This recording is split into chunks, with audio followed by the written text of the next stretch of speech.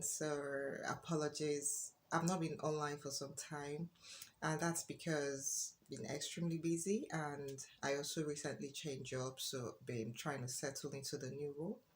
By the way, if you live in United Kingdom, and you're a migrant, you're looking for sponsored jobs, and you have professional experience, and you don't really want to work in care, I just want you to know that I'm running a coaching program for professional migrants in United Kingdom who are looking for sponsored jobs in the United Kingdom.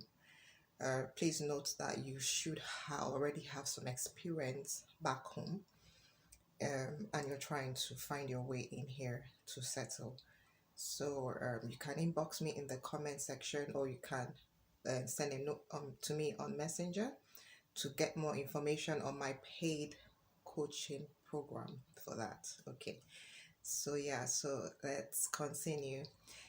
So I've not been here for some time, and today I just wanted to share something that I've been, reflecting on. So yesterday I had this chat with my husband, and we were just, chilling out Saturday morning, trying to do some catch ups. And I was telling him that I just feel that women are cheated out, of many things in life. And he said, how? I said, for instance, I woke up this morning with banging headache after 8 hours of sleeping. And I don't know why I have this headache, but I've gotten enough sleep. My sleep was not disturbed. One of the things I think could be causing the headache would be the fact that I have an arm implant, and that's because I don't want to have another baby. I've had 2 kids already, and I don't want to have a baby, and I've gone for the the family plan that I feel I'm comfortable with. And one of the things I was told when I was getting that implant was that sometimes it could cause me headache. So sometimes I sleep, and I do sleep well. I'm not one of those that struggle with my sleep. And I wake up from a well rested sleep, and my head, I'm having a headache. I just hope it's not any other thing, anyways. So, this is one issue, women have to live with. And I don't think that women have to live with it because, yeah, I ask questions like, I've gone through the stress of being pregnant, gone through the stress for 9 good months. My body has gone through all sorts of stretchings and all sorts of stuff.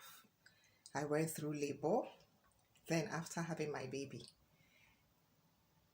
going through the shadow of death and coming out, I still have to bother with not being pregnant by having to think of a plan. And now I have something in my body that gives me headache.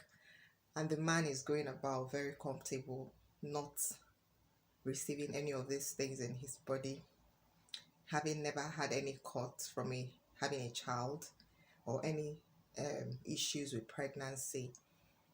And I'm asking, why should the man not go and worry about how to stop us from having the baby? So why shouldn't the man go and think about going for vasectomy, for example?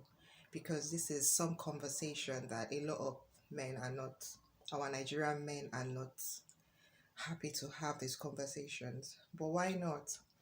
The woman has paid her dues, overdue in quote. Yeah, but the society always expects that the woman should be the one to continue bearing the cross for the world. And yeah, so this is an example now that I've given. You know, the man is not having headache. I'm the one with the headache.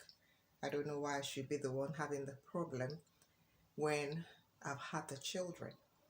Okay, so these are some of the things that, you know, examples I have. I know that I've been in engagements in groups where this conversation was going on, that a lot of women said they don't have enjoy um, satisfaction when they meet with their husbands, you know, and it is the men that keep on enjoying themselves. So the woman is just there like a stick, the guy has his time and he moves on. A lot of women I have met have said they don't even know what, satisfaction is when they have met with a man. But all the time the man is satisfied. That is another way women are cheated out of things. So women don't even know what these things mean, because I've been in those groups, a lot of them online, a lot of women say stuff online where you hear this kind of thing going on. How else are women cheated out of things in life?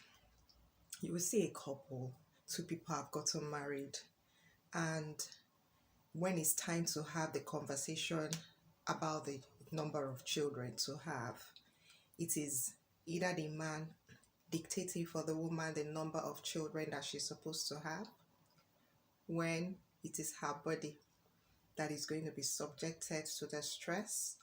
And I'm asking, why should someone be the one to tell me how to use my body? Because it is my body that is going through that stress. It is my body that is going through the wear and the tear. It's not your body. I don't think you're in the position to dictate for me how I should use my body. That nature gave it to us does not mean that I have to do it.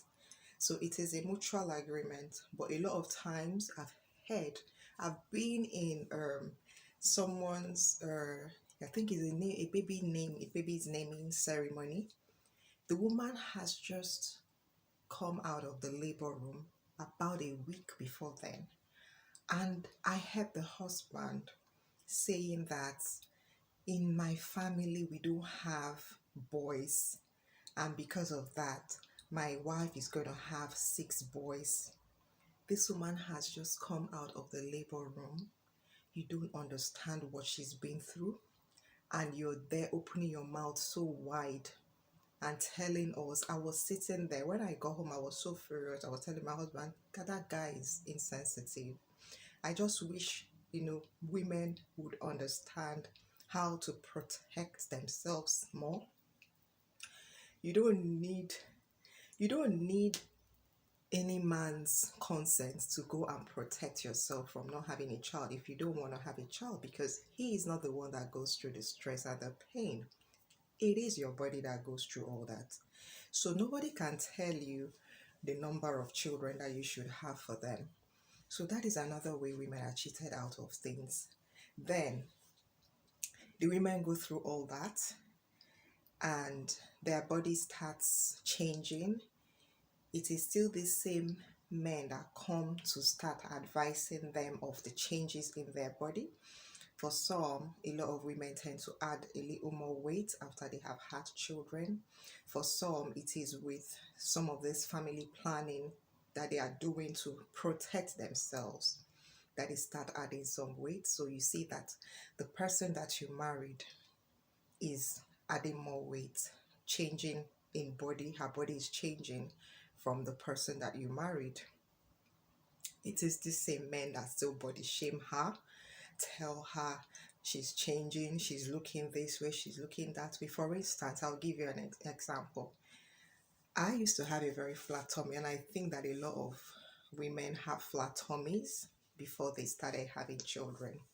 But if I open my stomach for you today, I don't have a flat tummy anymore, okay, because I've had 2 children. So, and I wasn't very disciplined with my exercise after having them, especially with my second, because it was a very, very, my stomach was this long when I had him, when I was pregnant for him. So the shape of my stomach has never come back to the way it was before I started having kids. So imagine that my husband tells me about my body or speaks to me about my body, which is not my case, but I know that some women have told me that they were being body shamed by their spouses. You know, the man starts telling you rubbish about your body, which you have sacrificed for that marriage, and he starts picking on your body as if it's your fault that some of these changes have happened to you, because you could have chosen not to sacrifice your body for them to have those children.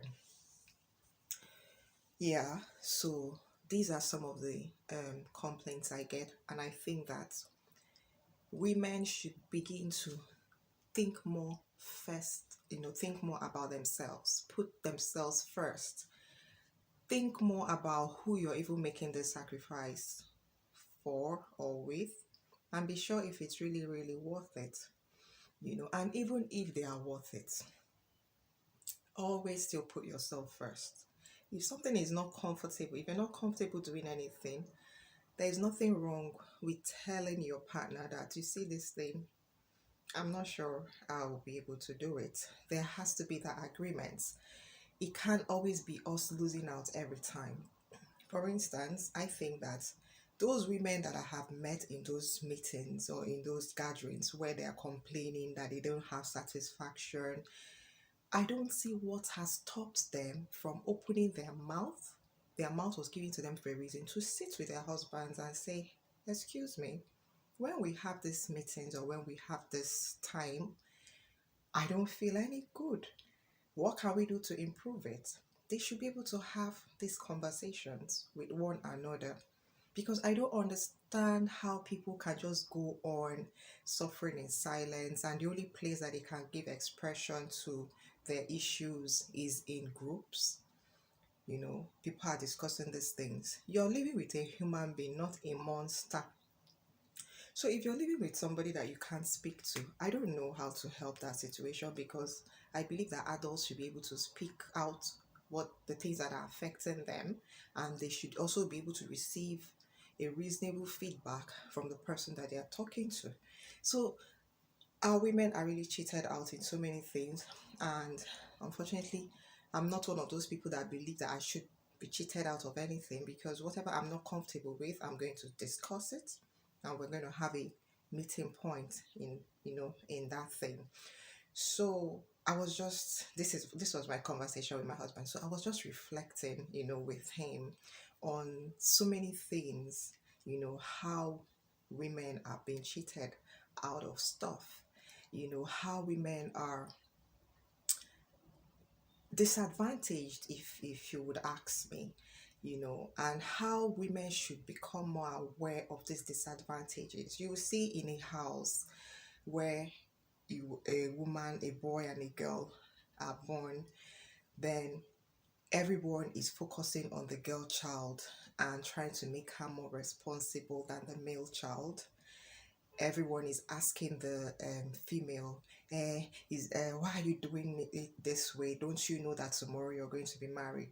Nobody talks to the male child, and that male child grows and becomes another person's headache.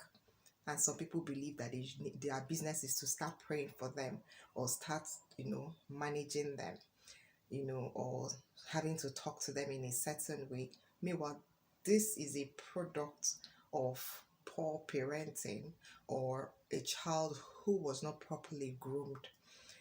So many things like this. So I find out that our gender, we are so cheated out of so many things.